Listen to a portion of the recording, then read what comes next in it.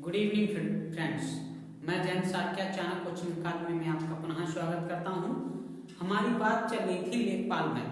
ठीक है, लेखपाल की मैथ मैंने आप लोगों को इकाई अंक के बारे में बता चुका हूं। ठीक है, आज हमारी बात चलेगी शेषफल प्रमेय, शेषफल प्रमेय पे, रिमाइंडर थ्योरम। ठीक है, अभी तक शेषफल प्रमेय में क्या होता है, अभी तक आप लोगों ने सिर्फ एक तरीके का शेषफल पढ़ा होगा, शेषफल। ठीक है, जैसे 7/2 दे दिया जाए आपको, तो शेषफल आपसे ज्ञात करने को कहा जाए तो आप कैसे ज्ञात करेंगे इसको? 2 का भाग देंगे 7 में। ठीक है, 2 दिया 6, 1 बचा। ठीक, तो ये आपका शेषफल हो गया, रिमाइंडर जिसको बोला जाता है। ठीक है, अभी तक आपने सिर्फ यही पढ़ा होगा, इसके अलावा नहीं पढ़ा होगा। लेकिन शेषफल 2 तरीके के होते हैं। ये तो हो गया आपका पॉजिटिव रिमाइंडर। ठीक, ये हो गया आपका पॉजिटिव, और निगेटिव रिमाइंडर भी होता है। निगेटिव रिमाइंडर क्या होता है, देखो कि 2 का 2 दिया 6, ये 3 बार जा रहा है। 3 6 से कितना बड़ा है? 1 बड़ा है, तो ये हो गया आपका पॉजिटिव रिमाइंडर। ठीक है, धन का शेषफल। अगर आपसे कहा जाए इसके आगे वाला नंबर ऐसा कौन सा नंबर है जो 2 से पूरा पूरा विभाजित हो जाता है? 2 चौकू 8, 8 आता है, तो 7 से कितना ज्यादा है? ऋण का 1 ज्यादा है, यही तो है 8। तो ये आपका क्या हो गया? निगेटिव। ये क्या हो गया आपका? पॉजिटिव। ठीक है, यानी कि आपका एक निगेटिव रिमाइंडर क्या हो गया? आपका 1 हो गया। और एक बात और याद आपको रखना है कि अभी चिन्हों पे ध्यान नहीं देना है कि अगर हम इन दोनों रिमाइंडरों को जोड़ दें तो वो किसके भाजक के बराबर हो जाता है। देखो 1 और 1 2 के बराबर हो गया है। ठीक है, इस तरीके से हम इसके निकालते हैं दोनों रिमाइंडर, एक धनात्मक एक ऋणात्मक, इस तरीके से निकालते हैं। अगर दूसरी बात कह दी जाए आपसे, ठीक है, जैसे 26/3, 26/3 कह दी जाए, तो आप क्या भाग करके देखोगे हर बार? नहीं ना। क्या ऐसे हर बार में भाग करोगे आप? नहीं करेंगे ना। क्या करेंगे इसको? 3 24, इसके पहाड़ा पढ़ो, 3 27, 3 24, 24 से कितना ज्यादा है? 2 ज्यादा है, तो इसका 2 धन। ये क्या हो गया आपका? धन का हो गया शेषफल। और अगर ऋण शेषफल की अगर बात की जाए, आपको ऋण इसका शेषफल क्या होगा तो क्या निकालेंगे? इस 26 के आस बड़ा नंबर, ऐसा नंबर ढूंढो जो 3 से पूरा पूरा विभाजित हो जाए। 27, 3 ने 27 तो 26 कितना ज्यादा है? ऋण का 1। तो ये आपका क्या हो गया? निगेटिव हो गया। ठीक है, निगेटिव रिमाइंडर हो गया। और फिर मैंने क्या बताया आपको जांच करने का? आप इनको चिन्हों को भूल के केवल आप नंबर को जोड़ दो। 2 और 1 3, 3 किसके? हमारे भाजक के बराबर आ गया है। ये हमारा इस तरीके से हम निकालते हैं। ठीक है, और देखो इसी तरीके से अगर निकालें तो निकालो, कैसे निकालेंगे? जैसे 114/11। ठीक, 114/11। अब देखो इसका क्या होगा? दोनों आपको रिमाइंडर निकालने, दोनों शेषफल निकालने, ऋणात्मक और धनात्मक। अगर आपसे क्वेश्चन में बाई चांस ये पूछ दिया जाए कि शेषफल क्या होगा, तो शेषफल अगर आपसे केवल शेषफल कहा जा रहा है तो केवल आप धनात्मक वाला ही निकालेंगे, ऋणात्मक नहीं निकालेंगे। जब तक कि आपसे क्वेश्चन में कहा ना जाए तब तक आप ऋणात्मक को नहीं निकालेंगे। ठीक है, तो हम यहां से निकालेंगे तो कितनी बार में जाएगा? देखो 11.110, तो 10 बार जाएगा तो कितना जाता है? धन का 4 जाता है। तो ये हो गया ये आपका धनात्मक शेषफल। ठीक है, और ऋणात्मक की बात करें तो 11 से कितने, इसके आगे वाला नंबर कौन हो जाएगा जो 11 से पूरा पूरा कट जाएगा? 11 11 121। ठीक है, 121 ये कितना जाता है? ऋण का 7 जाता है। तो ये आपका क्या हो गया? ऋणात्मक हो गया, ये धनात्मक शेषफल हो गया। और देखो दोनों को जोड़ो, 4 7 और 4 11। इस तरीके से निकालेंगे, कुछ ज्यादा कठिन है नहीं। ठीक है, मैंने आपको बताया कि छोटी छोटी चीजों से लेके चलेंगे। ये आप मैं ये बता रहा हूं, इसलिए आप लोगों को दोनों बता रहा हूं कि इसी बेस पे हमारे क्वेश्चन आने वाले होते हैं। आपसे पूछ दिया जाए जैसे 3/2 का शेषफल क्या होगा, तो शेषफल आपसे केवल अगर पूछ दिया है 3/2 का शेषफल क्या होगा, तो क्या होगा? धन का 1 हो जाएगा। और अगर ऋण का पूछा जाए ऋण का क्या हो जाएगा, तो 2 दूनी 4, तो ऋण का 1 हो जाएगा, ठीक। और 1 और 1 जोड़ लेंगे तो दोनों के 2 के बराबर हो गया। इस तरीके से आप इसको निकाल सकते हैं। अगर इसमें सवालों की बात की जाए तो किस तरीके से सवाल दिए जाएंगे वो देखते हैं। मैंने आपको क्या बताया कि इस तरीके से सवाल आ सकते हैं। किस तरीके के आ सकते हैं, जैसे ये लिखा है कि 23 गुणे 34, 23 गुणे 34 को 9 से विभाजित किया जाए तो शेषफल क्या होगा। तो हमसे पूछ रहा है शेषफल। अभी देखो यहाँ पे हमसे केवल क्या पूछा है, शेषफल क्या होगा।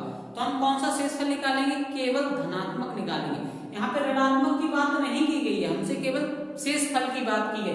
तो हमें सिर्फ धनात्मक शेषफल निकालना है। तो कैसे निकालेंगे, देखो 23 गुणे 34 बटे 9, ठीक है।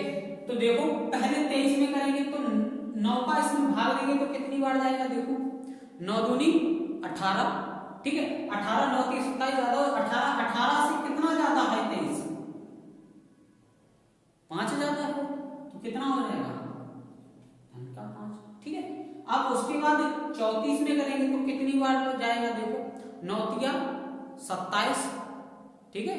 9 तिया 27, 4 36 ज्यादा हो जाता है, 9 तिया 27, तो कितना ज्यादा, 27 से 7 ज्यादा है।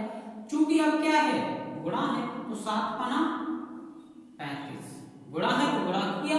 अब देखो ये 35 और ये 9, तो हमारा क्या शेषफल ये हो सकता है, नहीं हो सकता है। जब क्या है कि जब तक हमारा भाजक छोटा है, भागफल से तब तक वह नहीं निकल सकता है, ठीक है। क्योंकि हमारा भागफल कैसा है, ज्यादा है, बड़ा है, तो हम क्या है दोबारा फिर भाग देंगे तो 35 बटे 9, तो 9 का फिर भाग देंगे तो कितनी बार में जाएगा, 9 तिया 27, 27 में कितना जोड़ दे 35 हो जाए धन 8, तो क्या हो जाएगा हमारा धन का 8 हमारा शेषफल हो जाएगा, ठीक है। अगर इसी तरीके से हम बात करें उसकी ऋणात्मक की, तो ऋणात्मक कैसे निकालेंगे, देखो कैसे निकलेगा, यहाँ पे देखते हैं 23 गुणे 34 तीनों, तो आगे वाली संख्या क्या हो जाएगी, 9 तिया 27, तो ऋण का 4, 27 4 तभी तो 23 होगा, तो ऋण का हो गया 4, ठीक है। इसी तरह 9 चौको 36, ऋण का 2, ठीक, यही हो गया है। और चूंकि शेषफल हमारा हमेशा कैसा निकलता है, धनात्मक निकलता है, हमेशा धनात्मक ही निकल सकता है, ठीक है। तो यहाँ पे करेंगे 4 दूनी 8, क्या निकला 8 निकला। और देखो 9 से ये तो छोटा है, तो यही हमारा शेषफल आ सकते हैं, ठीक है। इसी तरीके से अगला सवाल देखते हैं, क्या है कि 63 गुणे 74 को 8 से विभाजित किया जाए तो शेषफल क्या होगा। तो हमसे सीधा सीधा शेषफल पूछा है, तो सीधा सीधा निकालेंगे। कैसा निकालेंगे, केवल धनात्मक निकालेंगे, लेकिन हम सीखेंगे दोनों तरीके का, ठीक है। तो इसको निकालेंगे तो ये क्या हो जाएगा 63 गुणे 74 बटे 8, ठीक।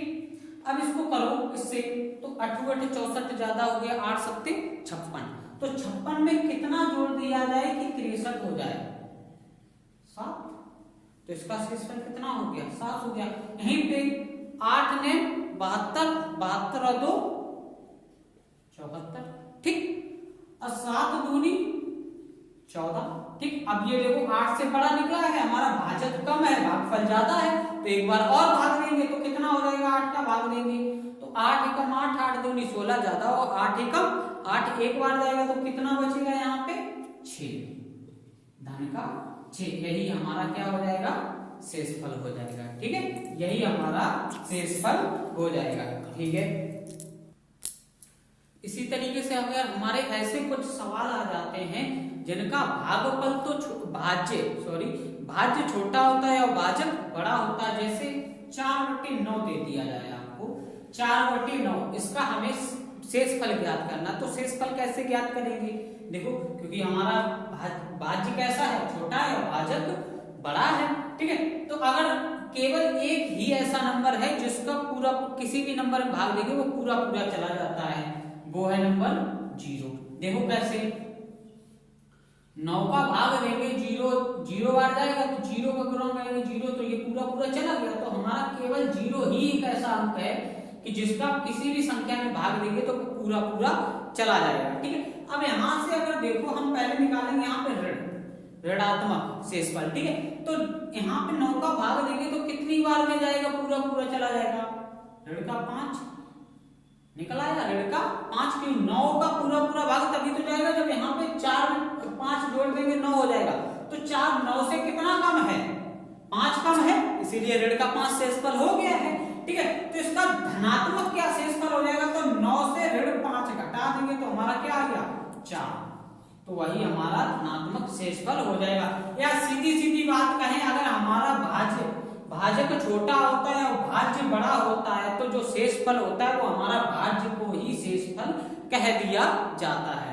ठीक है, जैसे अगर आपसे 101/113 कह दिया जाए, 101/113 अगर आपसे इसमें पूछा जाए कि आपका शेषफल क्या होगा, तो मैंने आपको बताया कि अगर हमारा भाज्य बड़ा है और भाजक छोटा है तो जो हमारा भाज्य होता है उसी को ही शेषफल ले लिया जाता है, तो हमारा यही शेषफल हो जाएगा। अगर दूसरे में कहें तो ये इससे कितना कम है, कितना कम है, देखो ऋण का 12 कम है, ऋण का 12 कम है। ठीक है, और ऋण का 12 कम है तो 113 से ऋण 12 कम कर दो तो कितना बचा 101, तो यही हमारा क्या है शेषफल है।